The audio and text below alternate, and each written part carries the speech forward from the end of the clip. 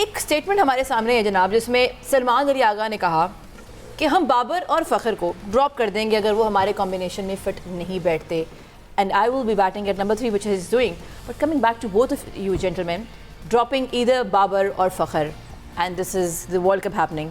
I don't believe कि उन्होंने ये बात की हो. No, this has been there. नहीं, अगर कप्तान को थोड़ा सा इस तरह की स्टेटमेंट देते हुए थोड़ा सा वो होल्ड करना चाहिए. और स्टिल बिलीव कि अगर उन्होंने कुछ कहा है तो उनके जो अल्फाज हैं थोड़े से ट्विस्ट हुए हैं. उन्होंने शायद ये कहा हो कि we have choice between Babar and Fakhar, तो हम देखेंगे कौन सूट करता है टीम में. तो कप्तान इसी तरह की बात करेगा. कभी इतना ब्लेटेंट होकर आप बात नहीं कर सकते क्योंकि ये बड़ा टूर्नामेंट है और बड़े टूर्नामेंट में आपको देखें, बात एंड ऑफ द डे जो बाबर आजम या किसी की भी आप बात करें, आपके पास प्रीमियम टैलेंट जो है वो अवेलेबल होता है, but it's all about the right usage. आपने उसकी यूसेज किस तरह करनी है टैलेंट की. और ये आई थिंक कि इस वक्त अगर आप सारे प्लेयर्स को देखें जो पाकिस्तान टीम में खेल रहे हैं, पाकिस्तान क्रिकेट बोर्ड ने और सेलेक्टर्स ने इनको भरपूर मौका दिया हुआ है. दे टर्न्ड अ ब्लाइंड आई.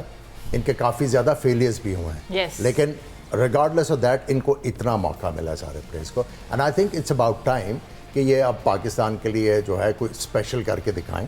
और मैं समझता हूँ कि पाकिस्तान टीम के पास रिसोर्सेज हैं गिवन द कंडीशंस. जो श्रीलंका की कंडीशंस हैं क्वाइट सिमिलर, इतना ज़्यादा टर्न नहीं है जो पाकिस्तान में हमने पिचेस बनाई, लेकिन ये है कि स्लोनेस ऑफ द पिचेस जो है वो पाकिस्तान के जो है वो फेवर में आ सकते हैं अगर टैलेंट को राइट यूसेज करते हैं और अपनी स्ट्रैटेजी सही बना के आगे चलते हैं. अच्छा सलमान, ब्रेक पर जाने से पहले भी we were discussing about Babar. आज भी हमारे सामने टारगेट है और आज रन बॉल के थ्रू हो सकता था, but Babar Azam was not really able to capitalise his innings. आप क्या ऐड करना चाहेंगे, and also what would you like to add on what Salman Ali Agha said? देखिए, he has said various things on numerous occasions. He also said कि Hasan Nawaz is a generational talent, but he is nowhere to be seen. So leave him aside, whatever he said.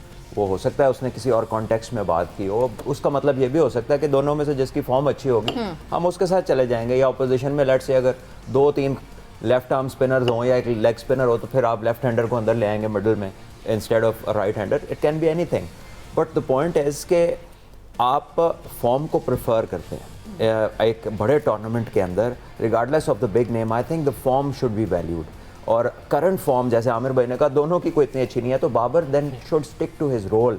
अभी उसके सामने शादाब है, नवाज है, फ़हीम है, 3 heater हैं. आप क्यों मारने जा रहे हैं छक्का? आप सिंगल लीजिए. आपका जो रोल आपको दिया गया वो ये है to finish the game, to stay there. तो फिर आपका काम नहीं है कि सामने हिटर्स के होते हुए आप अपना रिस्क लें, अपनी विकेट गंवाएं और प्रेशर वापस टीम के ऊपर आ जाए.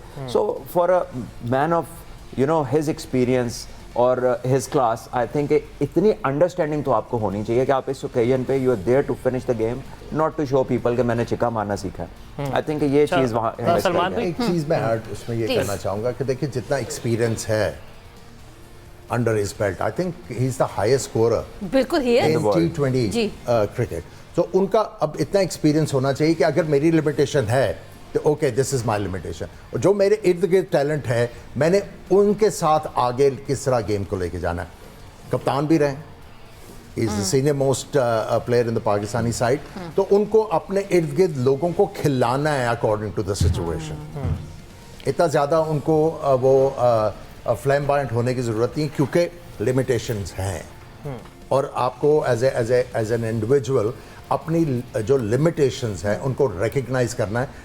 अगर आप ऑनेस्टली उसको रिकग्नाइज करेंगे और वो जो फॉल्स कॉन्फिडेंस है उसको थोड़ा सा परे करेंगे तो आपके लिए चीज़ें बेहतर हो जाती हैं. बिल्कुल. सलमान भाई, मैं आपसे सवाल करना चाहता हूँ. कुछ साबिक क्रिकेटर्स हैं जो ये कहते हैं कि जी सलमान अली आगा से सीखना चाहिए बाबर आजम को, यानी अग्रेसिव जो अप्रोच लेकर आए हैं गेम में, क्योंकि एडवांस क्रिकेट चल रही है. तो इतने बड़े बैटर बन चुके हैं सलमान अली आगा के बाबर का उनसे सीखने की ज़रूरत है. आई थिंक सलमान का ना at least he has taken a decision and followed it with some act. Babar seems vulnerable and he is open to all ideas. यानी कि कोई कोच आया उसने कहा तुम ऐसे खेलो तो वैसे खेलना शुरू हो गया. जैसे आमिर भाई ने कहा ना कि आप कप्तान भी रहे हैं, आप सबसे सीनियर मोस्ट हैं, आप मैक्सिमम रन्स कर चुके हैं वर्ल्ड T20 के अंदर, तो फिर आपके कुछ डिसीजंस होते हैं जिसमें देयर इज़ नॉइज़, लोग बताते हैं, बट यू पिक अप के जो काम की चीज़ है और बाकी you just let it be. तो आई थिंक बाबर इस मामले में काफ़ी वनरेबल और कच्चे नज़र आए. वो अप्रोच नहीं है एक पुख्ता, एक मैच्योर बैट्समैन की। फॉर एग्जांपल स्टीव स्मिथ ने उन्हें ना कर दी बिग बैश में, क्योंकि उसने कहा बाउंड्री छोटी थी, वो पावर सर्ज का जो टाइम होता है वो पिक लड़ना था, वो अच्छा खेल रहा था, उसने बैक किया, उसने 4 छक्के मार दिए। सो ही टुक अ डिसीजन जो कि गलत भी हो सकता था, छक्का कैच भी हो सकता था, लेकिन उसे कॉन्फिडेंस था। बाबर में ये डिसीजन लेके ओन करने वाली जो कैपेसिटी है ना, वो नज़र नहीं आती। इसका मैं आपको एक और देता हूँ मिसाल। ये थे वर्ल्ड कप 2000 जो यूएसए वाले में कैप्टन मोहम्मद आमिर ने किया सुपर ओवर। इनसे पूछा गया कि वो सुपर ओवर किसने दिया, इन्होंने कहा जी हम सब ने मिल के डिसाइड किया। आमिर ने सेकंड लास्ट ओवर में 4 रन दे के आपको मैच बचा के दिया था। आप कहो कि उसने अच्छा ओवर किया तो मैंने उसे ओवर दिया है, आप कह रहे हो मेरे कोच ने और उसने मिल के। This tells you the capacity of taking a decision and owning it isn't just there. तो ये वीकनेस है उसकी। But on a lighter note आपने बात की कि उसने डिसीजन लिया स्टीवन स्मिथ ने, बट ये एक अंडरस्टैंडिंग भी तो हो सकती थी।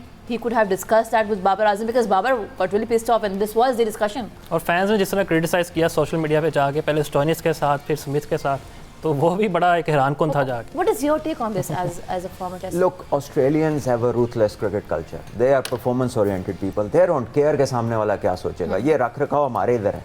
अगर यहाँ पे सामने स्टीव स्मिथ होता और बाबर उसकी पोजीशन में होता ना, तो इसने पहले जाके उससे रिक्वेस्ट करनी थी। हो सकता है पहले बाहर से भी कोई रिक्वेस्ट करता फ्रेंचाइज क्रिकेट के अंदर, but Australian culture is very different to ours. They are performance oriented people, और मेरा नहीं ख्याल कि वो ऐसा किसी को भी करते।